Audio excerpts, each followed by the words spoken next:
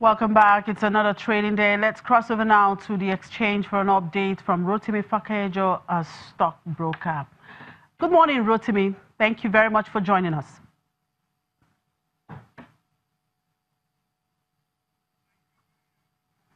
Hello, Rotimi. Good morning. Thank you for joining us.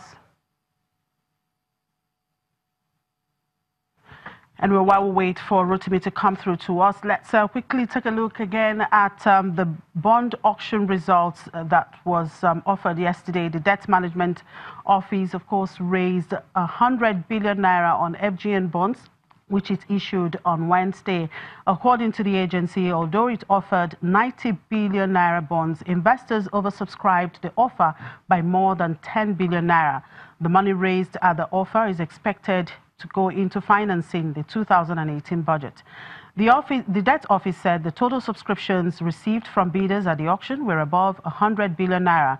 Allotments were made to successful bidders at 14.39% for the 5-year, 14.6% for the 7-year, and 14.69% for the 10-year bond, which are consistent with the rates in the secondary market for the bonds offered at the auction.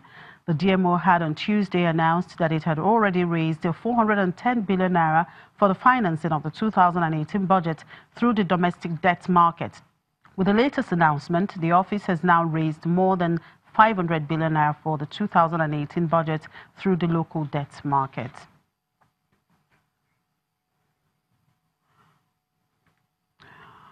Well, we'll now cross over to the exchange. I understand Bosun, of course, is standing by to give us the details of how today is coming up. Good morning, Bosun. What's happening at the markets this morning?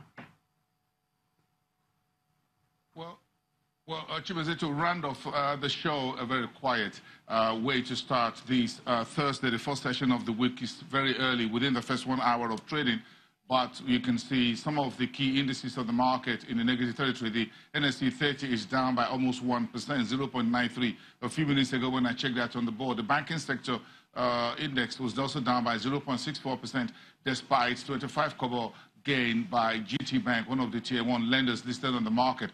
That's the story this morning. A few other gainers were a bit very small if you consider their market weighting here. Portland Paints, for example, share up about 22 kobo in this early trade. The news from the company, this small paint maker, is that the chairman, Larry Etta, is departing. There was no announcement of who is the new chairman for Portland Paints PLC on the market. Another major news, of course, we also can get with the notice to the exchange, was by Fortis Microfinance Bank. Fortis Microfinance Bank is based in Abuja, Nigeria. It's headquartered in Nigeria, Nigeria's political capital.